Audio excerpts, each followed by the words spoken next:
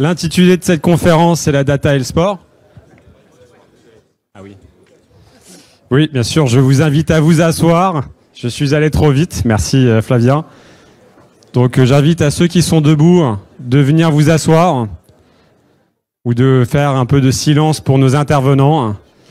Donc nous accueillons Yannick Nyanga, Marianne Philly et Florian Clarté pour cette prochaine conférence sur la data et le sport.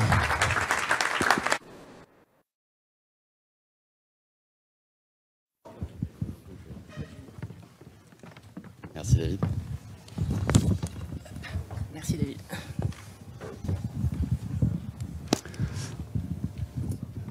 Bonjour à tous. Merci énormément d'être tous présents. J'imagine que la présence de Yannick vous aide. Merci beaucoup d'être nombreux pour cette table ronde autour de la data et du sport. On a intitulé The Crunch. Je pense que vous reconnaîtrez le petit clin d'œil. La data a investi le monde du sport dans toutes ses composantes, depuis longtemps déjà, mais aujourd'hui elle est vraiment présente partout, tout le temps. Cependant, il faut se poser la question de comment ça transforme le sport, comment ça transforme le jeu, comment ça transforme les acteurs, et comment ça transforme, on reviendra, l'ensemble de l'écosystème du sport.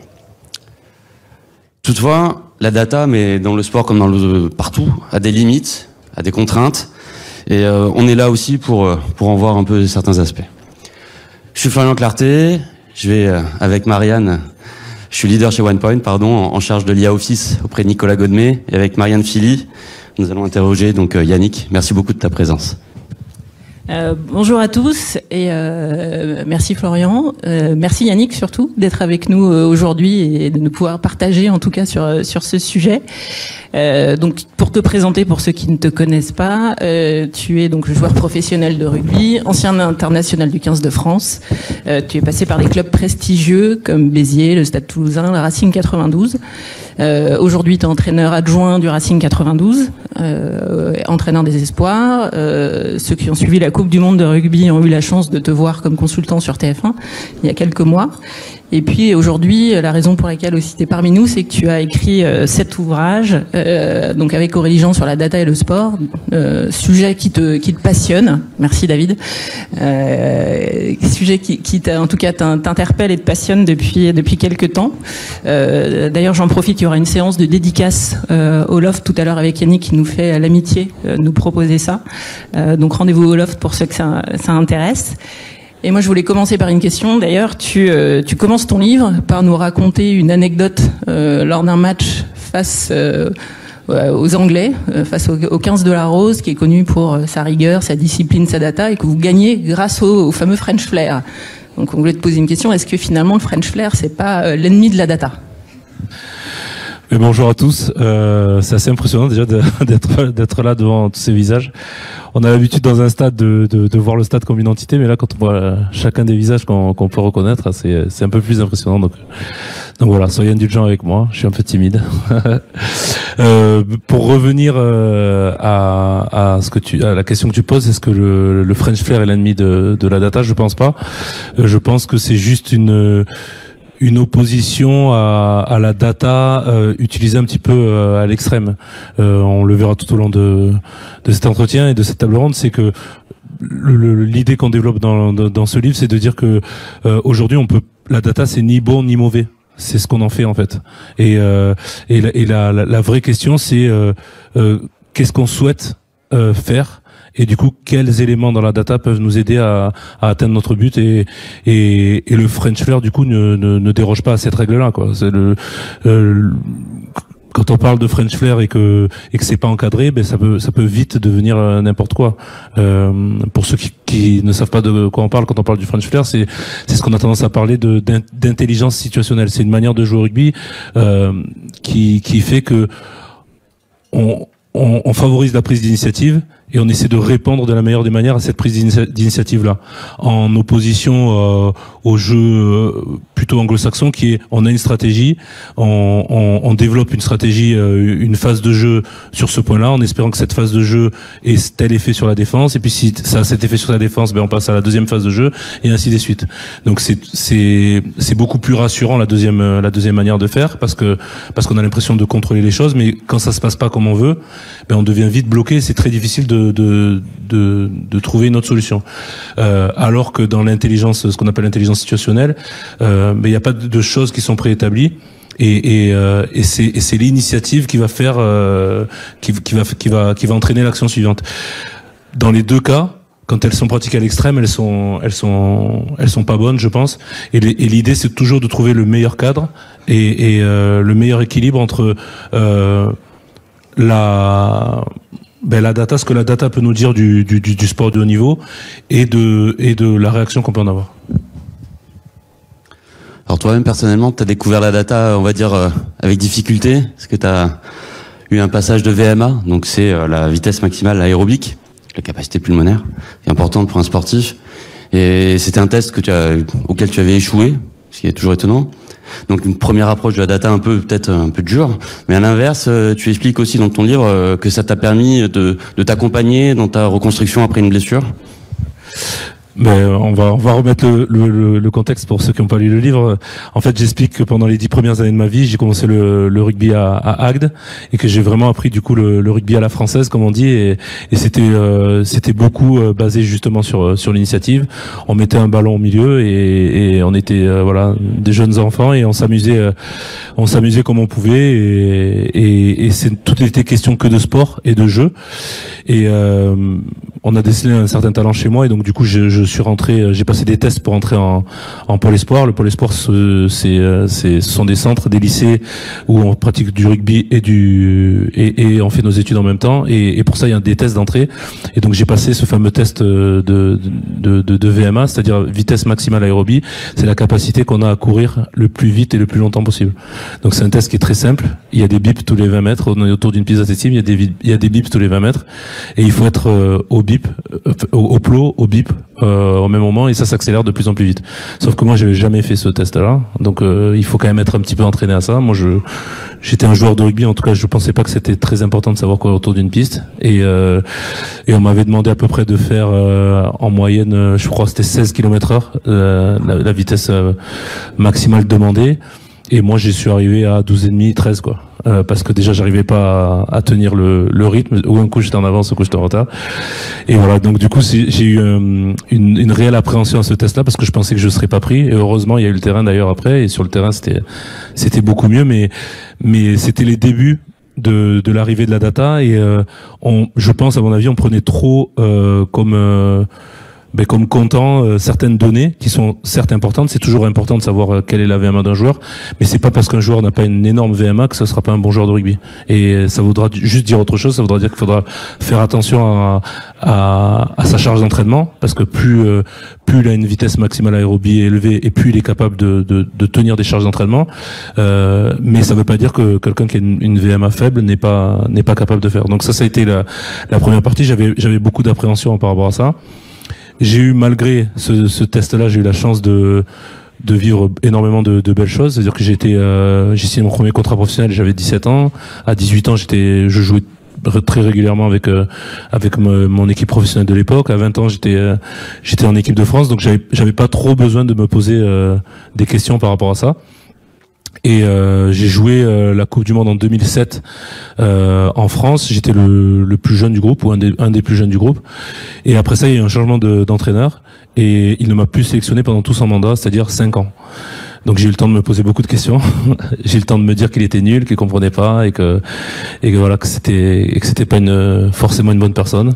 Et puis au bout d'un moment, à force de rejeter la faute sur les autres, j'ai commencé un petit peu à me poser des questions, et j'ai vraiment essayé de comprendre pourquoi, comment je pouvais progresser, dans quel secteur j'avais des lacunes, et c'est comme ça que je me suis intéressé à tout ça. Et j'avais mis en place des choses à cette époque-là qui étaient pas communes, qui aujourd'hui maintenant sont propres à tous les clubs professionnels de rugby. Mais moi j'avais mis en place tout ça pour moi individuellement, et ça m'a permis de revenir, voilà, 5 ans après en équipe de France, et voilà. Et puis du coup, ça a vraiment fait partie, et ça continue de faire partie de mon quotidien, et j'essaie déjà de continuer de me former là-dedans pour trouver le juste équilibre justement entre tout ce qui est intuition, sciences humaines et intelligence artificielle. C'est-à-dire que tu as bien utilisé la data quasiment au quotidien comme driver dans ta carrière, pour suivre tes performances, pour piloter un peu ta santé.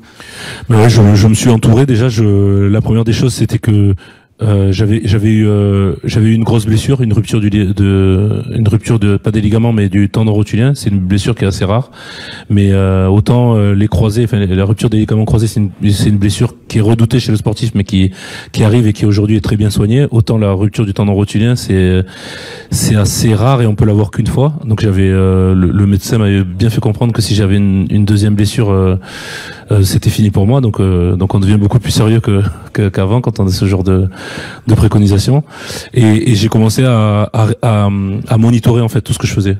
Donc pendant 1 an, j'avais l'impression que ça servait à rien, et puis au bout d'1 an, on a constaté que quand qu'on mesurait toutes les charges d'entraînement plus les performances en match ou les blessures, mais on se rendait compte que les blessures arrivaient quand même sensiblement au même moment quand on avait une surcharge d'entraînement. Alors j'avais des chiffres, hein. Si j'étais entre 2500 et 3000, j'étais bien. Quand j'étais au-dessus de 3000 pendant la saison, j'avais blessé ou contre-performance, et c'était un peu plus quand c'était en intersaison. Et donc du coup, sur l'année suivante, on a commencé à continuer de monitorer, mais à la moitié de la semaine, on regardait à combien on était au niveau du chiffre, et puis on savait si il fallait en faire plus ou s'il fallait en faire moins pour arriver en forme sur le match. Donc aujourd'hui, ce sont des choses qui sont très très communes à tous les clubs sportifs, mais au moment où je le faisais en 2010 à l'époque, c'était pas très commun, mais ça m'a permis déjà de pas me blesser, et vu que je me blessais pas, je pouvais m'entraîner, et si je m'entraîne, je peux me développer, et ainsi de suite. Donc c'était un cercle vertueux. C'est intéressant de montrer aussi comment tu as progressé toi-même dans l'usage de la donnée, et c'est quelque chose qu'on constate aussi dans les clubs, dans les matchs. On voit que la donnée et l'intelligence artificielle va commencer à influencer sur la stratégie avant évidemment, mais aussi après pour l'analyse et pendant le déroulé d'un match. Oui, il y a plusieurs choses. Je pense que ce qui a le plus progressé dans le sport de haut niveau, c'est l'avant et l'après en fait. Donc l'avant, c'est la capacité à pouvoir s'entraîner, la capacité à pouvoir analyser l'adversaire. Aujourd'hui, on a absolument toutes les données sur un adversaire,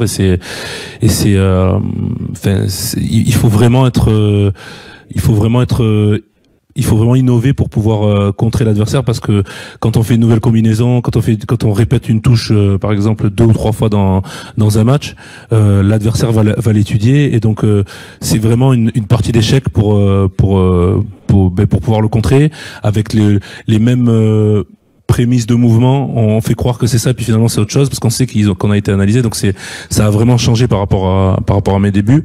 Les deuxièmes choses qui ont changé, c'est la capacité à monitorer tout ce qu'on fait. Aujourd'hui, les joueurs se lèvent, on sait exactement, enfin on les interroge sur leur sommeil. Est-ce qu'ils ont bien dormi? Est-ce qu'ils sont stressés? On demande tout, et en fonction de ça, on voit s'ils sont à même de pouvoir s'entraîner ou de pas pouvoir s'entraîner.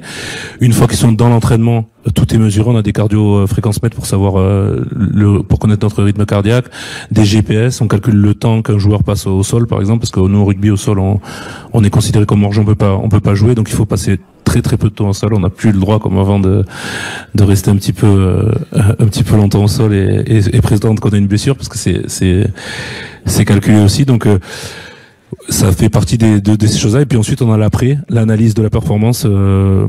Pratiquement 1 heure après le match, on est capable de dire tel ou tel joueur a plaqué un certain nombre de fois, a touché tant de ballons. On sait absolument tout sur les joueurs. Donc ça fait partie du quotidien maintenant du sport de haut niveau, individuel et collectif. Et c'est sur ça qu'on va traiter. Tu nous partageais d'ailleurs une stratégie qui était très data driven. C'était quand il y a un ballon, si j'ai bien compris, qui arrive dans les 22 mètres, donc proche de la zone d'en-but du camp qui défend. En équipe de France, vous aviez peu ou prou l'interdiction de relancer à la main, c'est ça? Ouais, c'est pas tout à fait ça, mais en fait, je sais pas si vous suivez tous le rugby ici, mais le rugby c'est un sport qui est assez violent. Les joueurs sont assez costauds, mais c'est un sport qui est très stratégique. Et l'idée du rugby, en fait, c'est je fais un petit point règle. La particularité du rugby, c'est qu'il faut aller marquer derrière la ligne d'en but, mais que pour ça, il faut se retrouver derrière le ballon, parce que c'est la règle du hors-jeu. Si vous êtes devant le ballon et que quand vous êtes en attaque, vous êtes hors-jeu, donc il faut aller vers l'avant tout en faisant des passes en arrière. Et donc devant vous, vous avez 15 personnes qui vont essayer de vous empêcher d'aller marquer derrière la ligne. Donc c'est un sport avant tout, pas forcément de possession, mais de gagne-terrain. Donc vu que les joueurs sont costauds, c'est comment stratégiquement on va essayer de se retrouver avec une possession très proche de la ligne de l'adversaire pour pouvoir essayer de marquer des points par des essais ou des pénalités. Du coup, on parlait de French Flair et de plein de beaux essais, parce que les plus beaux essais, c'est ceux qui partent de très loin. Mais les datas, mais c'est même pas que les datas, c'est la logique, c'est que plus on part de loin et plus on a des chances de perdre le ballon. Donc on est très peu, c'est pratiquement interdit de créer plus d'une phase dans notre camp, parce que à chaque phase qu'on crée, on augmente de 100% le nombre de chances de perdre le ballon, parce que justement l'adversaire est très proche de la ligne, il est encore plus agressif et il peut récupérer le ballon. Donc vous voyez, en tout cas quand vous voyez les matchs d'équipe de France, vous les verrez très rarement jouer dans les 22. D'ailleurs, il y a cette fameuse action qu'on va voir à l'écran de Romain Ntamak en 2021 lors du match contre les All Blacks. Vous vous rappelez peut-être de cette scène qui vient finalement un peu en contradiction de ces stratégies de jeu. Ça c'est différent, c'est que justement ils sont dans une situation pour marquer les Néo-Zélandais en blanc. Donc ils vont être en situation de marquer, et vu que Romain Ntamak va rentrer dans le ballon avec son embut, s'il se fait attraper dans l'embut, là voilà, si lui se fait attraper dans l'embut à ce moment-là, il y aura ballon pour les Néo-Zélandais, donc ils décident de relancer, et puis ça donne ce genre d'essais là qui sont, c'est pas un essai, mais c'est une action incroyable, puisqu'ils vont remonter le ballon sur 90 mètres, mais ça reste quand même une exception, donc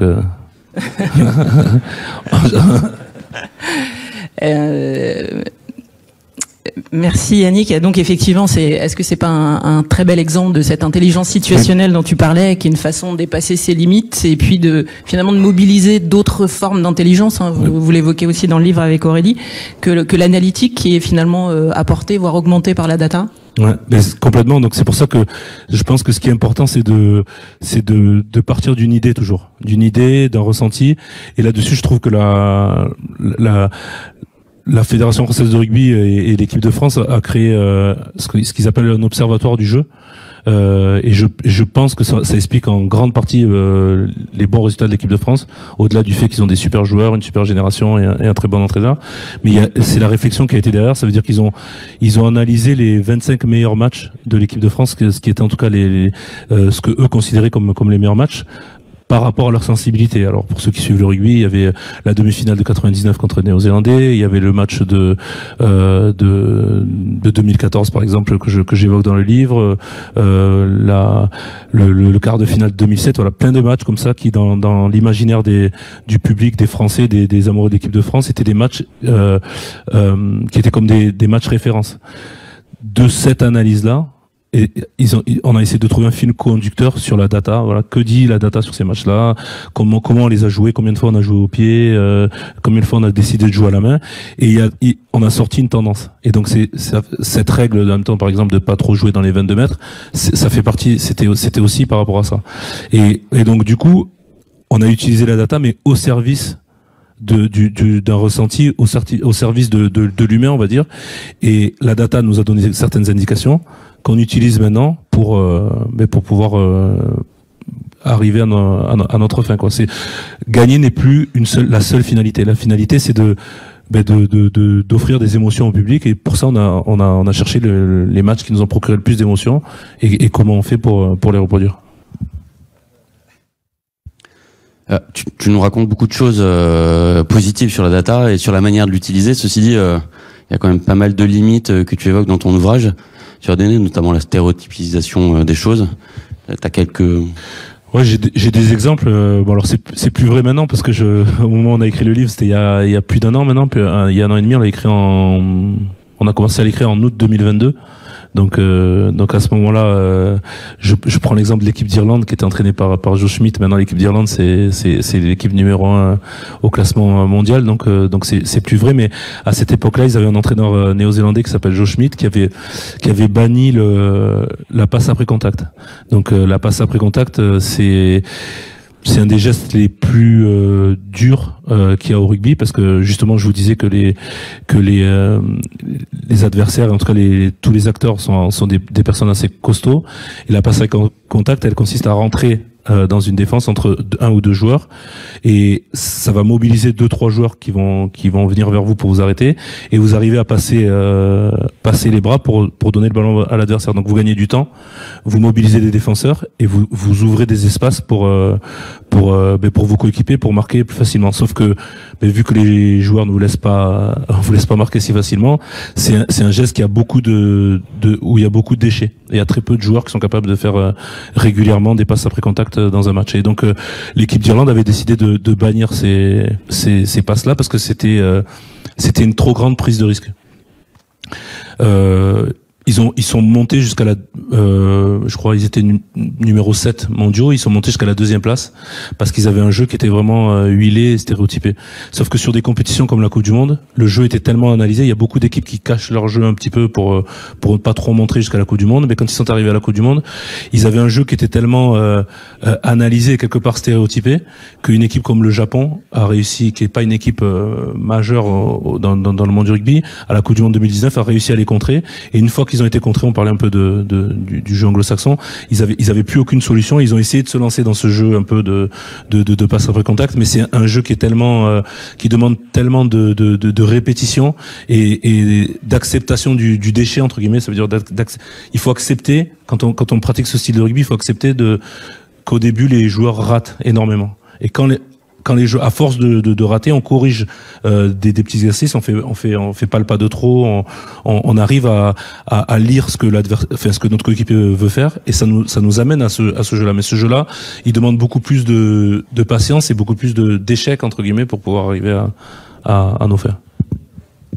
Tu parlais aussi de limites induites par les joueurs eux-mêmes dans leur comportement pour satisfaire les analyses statistiques, typiquement des courses supplémentaires en dehors du temps de jeu. Ça c'est des clins d'œil. C'était surtout au début de la data. Donc vu qu'on mesurait tout dans tout ce qui se passait sur le terrain, on voyait des comportements un petit peu spéciaux. Ça veut dire que quand ne serait-ce que sur un entraînement, quand il fallait aller boire, il partait en sprint pour aller jusqu'aux bouteilles, parce que ça faisait une accélération de plus. Et donc si tu te retrouves après avec 70 ou 75 accélérations sur le match, tu donnes l'impression d'être meilleur que celui qui en a fait que 50. Mais des fois il y en avait une quinzaine qui étaient pas juste pour aller boire et qui servaient à rien. Donc on voyait aussi des joueurs qui allaient d'une mêlée ou à une touche par exemple en sprint aussi, alors que il y avait pas de jeu à ce moment-là, mais ça faisait une accélération de plus, et donc du coup dans leur data ça leur faisait des kilomètres en plus, des kilomètres à haute intensité en plus. Ou sinon il y avait un autre comportement, c'était je sais pas si vous avez déjà vu à la fin des matchs de rugby des joueurs qui rentraient en sprint en courant pour aller au vestiaire. Alors il y a 2 points, il y en a un c'est un peu pour le GPS pour avoir une accélération de plus, et puis l'autre c'était aussi pour montrer à l'adversaire qu'on n'était pas fatigué, donc on partait en sprint jusque sous le vestiaire. Mais voilà, dans la mesure de la performance, maintenant on a ce qu'on appelle le ball in play, donc ça veut dire que toutes ces données-là maintenant on les compte plus, et on ne compte ce qu'on fait que quand le ballon est en jeu. Donc ça veut dire qu'à un moment où la mêlée, le talonneur par exemple a lancé le ballon, ou le ballon sort de la mêlée, donc on ne compte plus que ce qui se passe à ce moment-là. Et au lieu de compter que le nombre de kilomètres, le nombre d'accélérations, on essaie de le corréler au nombre d'actions. Donc si vous courez 6-7 000 mètres dans un match, mais que vous avez 10 actions, ça veut dire que vous courez dans le vent. Par contre, si vous courez 6 000 mètres, mais que vous avez ce qu'on appelle des événements, 70 événements, des plaquages, des nettoyages dans des regroupements, des sauts en touche, des soulevés des joueurs en touche, mais ça veut dire que vous avez une certaine efficacité. Donc plus le sport avance, et plus on arrive à collecter cette data-là et à l'utiliser pour pouvoir mieux l'interpréter. Ce qu'on comprend finalement, c'est que finalement la data, comme tu le disais tout à l'heure, c'est ce qu'on en fait, c'est ce que l'humain est capable de voir, et au travers de ses activités, voir ce qui est marquer bénéfice. Est-ce que finalement c'est pas l'expertise des métiers qui lui donne toute sa valeur? Oui, complètement, c'est ça, c'est l'expertise des métiers, et surtout c'est l'identité, je pense. Je pense qu'on donne et là-dessus on a, enfin, j'ai passé mes diplômes pour entraîner, j'avais fait mon mémoire là-dessus, c'était que gagner ça peut pas être la finalité en fait. Gagner, ça n'est que la conséquence de. Et parce qu'aujourd'hui, quand on prend toutes les plus grandes équipes de notre sport, ben on se rend compte qu'elles ont très peu gagné. Nous, les All Blacks, c'est la grande équipe mythique du rugby mondial. Ils ont 3 titres de champion du monde. 3 titres, ça fait beaucoup. Surtout nous Français, on en a 0. Mais 3 titres, ça veut dire qu'il y a 15 éditions, ça veut dire qu'il y a 12 éditions où chaque année les All Blacks sont favoris, et 12 fois, ils ont échoué. Je prenais l'exemple du Real Madrid au foot. Le Real Madrid, c'est un des plus grands clubs du monde. Il a 14 Ligues des Champions, mais il doit y avoir 70 éditions de Ligue des Champions. Ça veut dire qu'il y a 55 fois où chaque année on parle du Real comme le favori, et il y a que 14 fois en fait où ils ont gagné. Et dans l'imaginaire des gens, on a l'impression que gagner en fait c'est banal. Gagner, ça reste un exploit dans tous les sports. Dans tous les sports, gagner, ça reste un exploit. Donc on peut pas baser notre stratégie sur le fait de gagner. On doit baser notre stratégie sur une certaine identité, sur une certaine vision, sur une certaine sensibilité qu'on a de qui on veut être en tant qu'équipe. Qu'est-ce qu'on veut représenter? Aujourd'hui, on joue pas au rugby de la même manière, on voit pas le sport de la même manière que l'on vive à Paris, quand on vive à Toulouse ou quand on vive à Béziers. Moi, j'ai grandi à Agde, à côté de Béziers. Voilà, le rugby, il y a que ça. Quand j'arrive à Paris aujourd'hui, à Paris, on a des musées, on a des stades, on a tous les sports de haut niveau qui jouent dans l'élite. Donc bon, il faut vraiment être très très bon pour réussir à mobiliser un public pour venir nous voir tous les week-ends, alors que dans le sud, je dis pas qu'il y a que ça à faire, mais en tout cas, le rugby c'était beaucoup plus important et donc du coup, partant de là, il faut savoir qu'est-ce que les gens ont envie de voir en fait, comment j'ai envie d'être représenté quand je joue à Paris, quand je suis un supporter parisien, quand je suis un supporter toulousain ou quand je suis un supporter bordelais. Et à partir de là, on va utiliser la data dans ce sens-là, et on va dire on veut pratiquer ce style-là parce que on pense que c'est ce qui va faire venir les gens, qui va rendre fiers les gens par rapport à ça. Et si on gagne en étant ça, ce sera encore mieux. On voit toutes ces avancées, tout ce que vous avez pu mettre en place, toutes les analyses justement pour reproduire ces fameux matchs références, trouver son identité. Et dans le sillage de ces avancées actuelles, on avait une question qui était: qu'est-ce que tu vois comme perspective d'avenir? On voit de nouveaux IoT, nouveaux devices qui arrivent. On parle de lentilles connectées. On parle de puces cérébrales, enfin vous l'évoquez dans votre livre. Qu'est-ce que, justement, à l'image de l'impact de la data et de l'IA sur le sport, qu'est-ce que tu imagines, tu vois comme perspective d'évolution? On en parle, mais c'est de manière un peu ludique, je dirais, parce que c'est difficile de dire ce qui va être, mais en regardant un peu les autres sports, on commence à voir déjà aussi ce qui se passe. C'est que je pense que c'est d'avoir des informations déjà en temps réel. On en a déjà beaucoup. Pour ceux qui connaissent pas encore trop le rugby, mais dans le rugby, l'entraîneur en chef en général, il est rarement au bord de la pelouse. Il est souvent dans la tribune, parce que dans la tribune, il voit déjà beaucoup mieux le jeu. Il a accès à toutes les informations sur les ordinateurs. Ça veut dire qu'il voit un joueur quand c'est le même joueur qui va enchaîner 1, 2, 3 fautes, souvent peut-être il est en train de psychologiquement être en train de plonger, donc peut-être qu'il faut le remplacer ou pas. Enfin, il y a beaucoup plus d'informations d'en haut qu'en bas. Du coup, on discute. Tout le monde a des casques et des micros, donc on discute tous entre nous avec un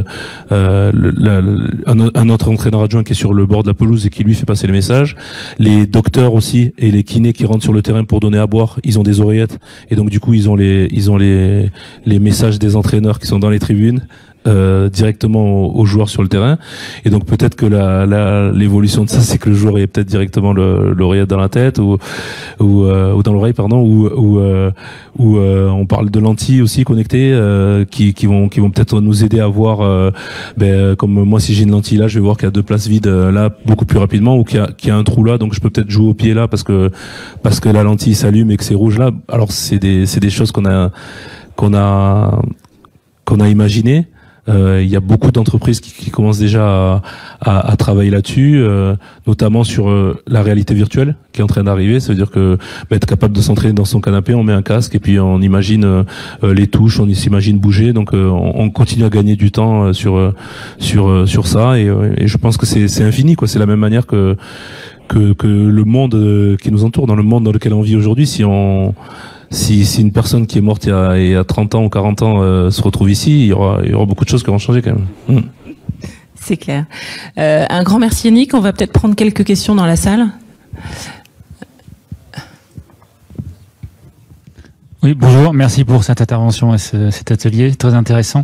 J'ai une question, grâce à tous les équipements dont vous nous avez parlé, aujourd'hui dans le rugby vous produisez énormément de données sur des joueurs et on a tous été sportifs un jour ou l'autre, et à fortiori quand on est rugbyman on peut prendre des chocs, on a des jours où on est un peu moins en forme.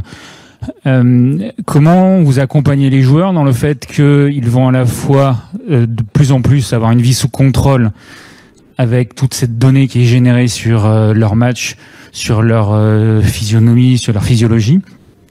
Comment vous les accompagnez dans la digestion, dans la pression que ça peut leur mettre, et dans le fait qu'ils peuvent avoir l'impression aussi, peut-être, et à la limite je ne suis pas joueur, mais vous pourrez peut-être le confirmer ou l'infirmer, la partie créativité, inspiration qui faisait leur passion du rugby initialement devient un métier et mis sous un très grand contrôle qu'ils n'avaient pas forcément imaginé au départ. Je sais pas, je pense que ça c'est plus vrai pour nous. Alors je sais pas quel âge vous avez, mais je pense que on a l'air d'avoir à peu près le même âge. Mais c'est plus vrai pour nous parce que nous on a vu l'arrivée de la data. Eux ils ont grandi avec ça depuis le début. Donc eux il y a pas forcément, ils voient les choses comme ça même depuis tout petit, parce que dans leur vie c'est comme ça, il y a de la data partout. Enfin, aujourd'hui, on voit bien avec Uber, Waze. Enfin, ils sont. Même moi, je me rends compte que j'avais un super sens de l'orientation avant. Depuis que j'ai Waze, je me pose plus la question de savoir d'avoir quelques repères pour pouvoir me retrouver. Et c'est ça. Par contre, il faut leur apprendre. Je dirais que c'est pas tant ça, parce qu'en plus de ça, ce sont des compétiteurs et que ce sont des choses qui sont censées les rendre meilleurs. Donc, ils le prennent avec grand plaisir. Ce qui est important, par contre, c'est de leur apprendre à lire toutes ces données-là. Parce que par exemple, la data, elle t'apprend ce que tu fais, elle te mesure ce que tu fais, mais elle mesure pas ce que tu fais pas. Et je donne un exemple. Moi, j'ai connu les cassettes vidéo, donc on regardait les matchs sur cassette vidéo. Donc il y avait avance rapide, hop, pause, reviens en arrière. Ça mettait vraiment du temps pour regarder un match. Il y avait des fois où on regardait que la première mi-temps parce que c'était beaucoup trop long sinon. Aujourd'hui, le match il est découpé, mais dans les 30 minutes qui suivent, le match il est découpé à la seconde près. Et en tant que joueur, il est découpé en collectif et il est découpé en individuel aussi. Et donc en individuel, en tant que joueur, tu peux voir toutes tes actions. Il y a ton nom, tu cliques et tu vois toutes tes actions. Et les joueurs, ils adorent regarder les matchs comme ça. Le problème de toutes tes actions, c'est que tu vois tout ce que tu fais, mais tu vois pas tout ce que tu fais pas. Donc tu peux dire ce que tu as bien fait, ce que tu as mal fait, mais il y a des fois des courses que tu aurais dû avoir et que tu n'as pas eu et qui mettent en fait dans le désordre. Tout comme des fois, il va y avoir une course qui va emmener la défense et qui va faire que les joueurs vont passer parce que toi tu les as emmenés même sens et le ballon va partir de l'autre côté, et en fait c'est ta course sans ballon qui a emmené les autres joueurs et qui a fait marquer. Ça, la data elle le mesure pas, parce que ce n'est ni un plaquage, ni et donc ça reste quand même important. Moi en tout cas j'aime regarder le match comme ça. C'est quand même très important de regarder un match, admettons en direct ou dans toute sa continuité pour tout voir, pour voir un joueur qui est fatigué. Quand un joueur est fatigué, il montre quelques indications. Quand le match il est découpé, on passe de en avant, boum, on est déjà dans la mêlée en train de faire la mêlée. On voit pas les joueurs qui se parlent, qui regardent, plein de petits détails qui sont pas mesurés, mais qui sont très très importants dans la stratégie. Et aujourd'hui, il faut désindividualiser ces joueurs, il faut leur faire comprendre que quand bien même ils sont très égoïstes, parce que quand on est sportif, on est par essence on est très égoïste, mais le salut de l'équipe et son propre salut individuel passe toujours par ses coéquipiers. Donc du coup, il faut toujours voir les choses en macro. Merci. Nous avons une question juste ici. Bonjour. Alors, merci pour la présentation, et justement, ça va faire écho avec votre conclusion. Alors, en tant qu'ancien joueur, j'imagine que vous étiez surtout intéressé par vos métriques personnelles, hein, la data, le nombre de plaquages, le nombre, l'équivalent des buts au rugby. Mais maintenant, en tant qu'entraîneur, alors j'imagine que vous devez avoir une vision un peu plus macro. Et quel type de métriques vous regardez en tant qu'entraîneur? Parce qu'au final, c'est quand même un sport collectif. Merci. Mais je pense que déjà la première métrique, c'est mon ressenti. Et j'ai énormément gagné en confiance sur mon ressenti.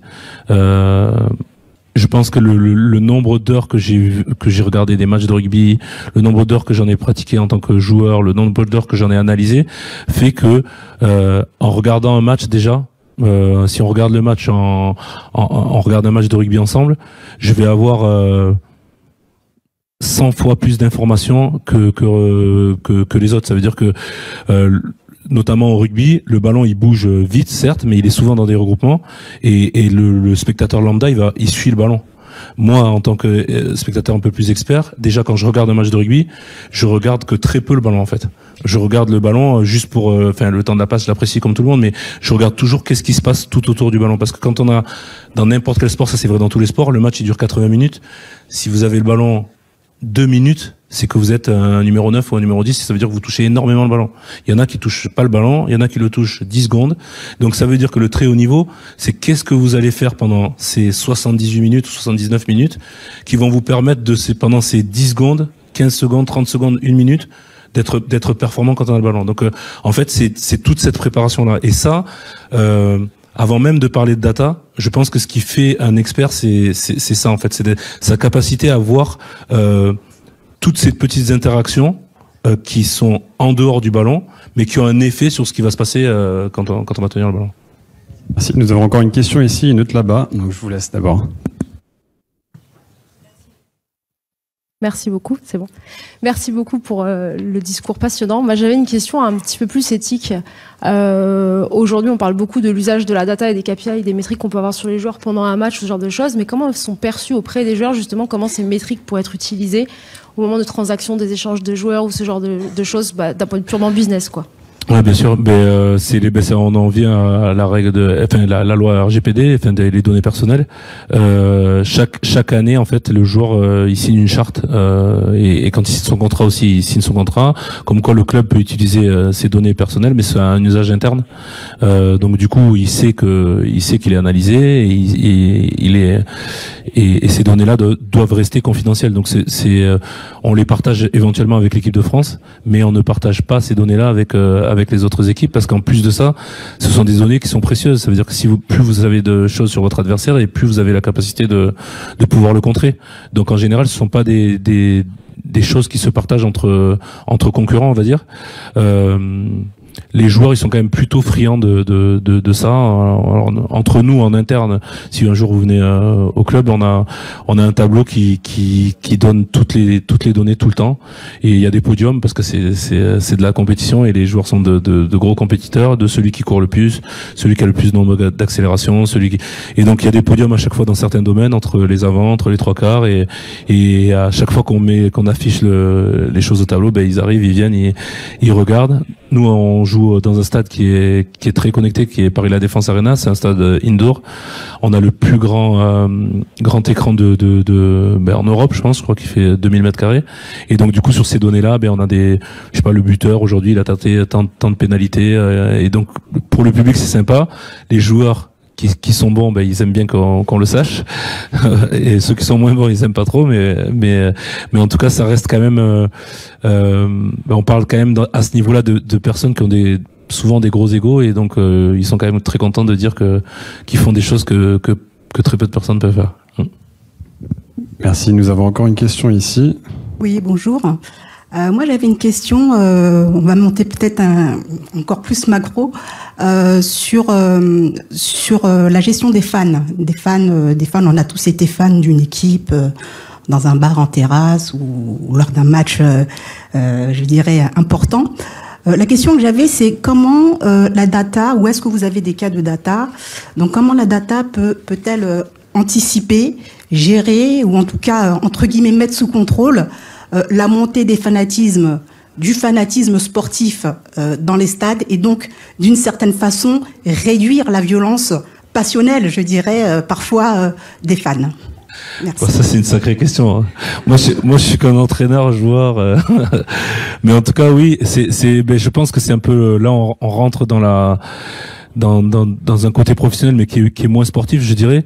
Mais c'est un peu dans l'utilisation de la donnée, de la même manière qu'aujourd'hui Facebook, Amazon, Google, tous les grands de la data de ce monde utilisent la donnée personnelle. Ça veut dire que je vous cache pas qu'on est fliqué un petit peu partout, quoi. Aujourd'hui, on sait tout ce qu'on fait grâce à notre téléphone, grâce à nos ordinateurs. Ce sont des véritables espions. Ils savent comment on se déplace, nos rythmes de vie et tout ça.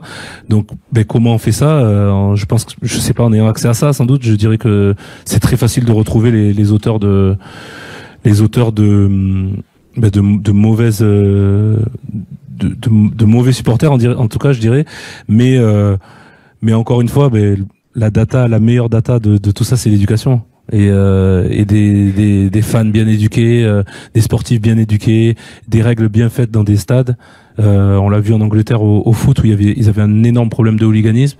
Ils ont mis en place des règles très simples sur l'alcool, sur la tenue quand on arrive dans un stade, sur le comportement à avoir.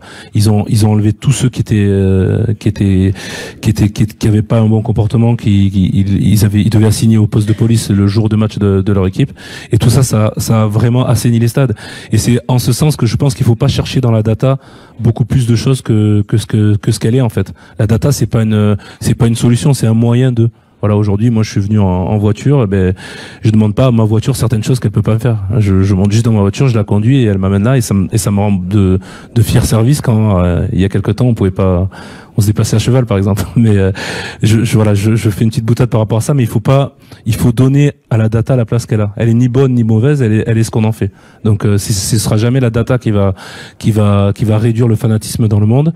Mais par contre, dans une certaine politique qui vise à réduire le fanatisme dans le monde, la data peut nous aider. Je sais pas si j'ai répondu à la question. Très bonne réponse, je pense. On a encore le temps pour une question. J'en ai ici, désolé. Après, il faudra attraper Yannick. Bonjour, merci beaucoup pour l'intervention, c'était super. Petite question, aujourd'hui on voit que dans tous les sports, que ce soit individuel ou collectif, on tend vers toujours plus d'athlétisation. Vous, entraîneur d'espoir, comment on va considérer maintenant une gestion de carrière, que ce soit pour un espoir, pour un joueur du groupe pro? Est-ce qu'aujourd'hui la data permet de dire, en fait, on va rallonger la longévité du sportif, il va pouvoir jouer jusqu'à 36, 37, 38 à un haut niveau, et quelle considération institutionnelle ça a dans le rugby, en dehors de l'aspect purement sportif du jeu? C'est une belle question, mais c'est assez philosophique, hein. Mais je pense que il y a beaucoup on le voit déjà dans le sport, les joueurs jouent de plus en plus longtemps dans tous les sports. Moi j'ai vu LeBron James, il va avoir 40 ans, il bat tous les records. Cristiano Ronaldo, on voit qu'il joue encore. Léo Messi joue encore. Enfin, le jeu va. Enfin, les joueurs durent de plus en plus longtemps. C'est pas que par rapport à la data. Je pense que c'est ce qui a le plus évolué dans le sport de haut niveau, c'est la capacité à récupérer. Il y a énormément d'outils de récupération qui sont actuels, qui n'existaient pas. Je voyais dans le foot maintenant, il y a des caissons hyperbares, donc ça veut dire qu'ils font des siestes dans des caissons qui leur fournissent de l'oxygène pur, et comme ça, avec cet oxygène pur, ils arrivent à récupérer encore mieux dedans. Il y a des appareils de récupération qui sont maintenant qui sont plus que dans les salles de kiné. Avant, pour bien récupérer ou pour se soigner, on allait dans les salles de kiné. Maintenant, moi à la fin de ma carrière, j'avais une salle qui était dédiée à ma récupération, et j'ai passé peut-être 2 heures par jour pour récupérer. Il y avait des bottes automassantes, des poches de glace de froid qui nous aident à récupérer des coups qu'on a pris, l'électrostimulation. Voilà, il y a tellement de choses. La nutrition aussi a changé. On sait beaucoup plus de choses sur la nutrition, et donc tout ça fait que on récupère de mieux en mieux de nos entraînements. On peut pousser la machine, entre guillemets, notre corps de plus en plus loin pour pouvoir s'entraîner de plus en plus fort. Du coup, on progresse et on crée un cercle vertueux qu'on créait peut-être pas avant. Ou pour parler de rugby, il y a une quinzaine ou une vingtaine d'années. La troisième mi-temps était quand même une part très importante de notre sport, et c'était très bien pour la tête, mais elle était beaucoup moins pour le corps. Et donc je dis pas qu'ils font plus la troisième mi-temps maintenant, mais elle est plus encadrée, on va dire. Merci beaucoup. Je suis désolé, on n'a plus le temps pour les réponses si on veut rester dans les temps. Merci beaucoup.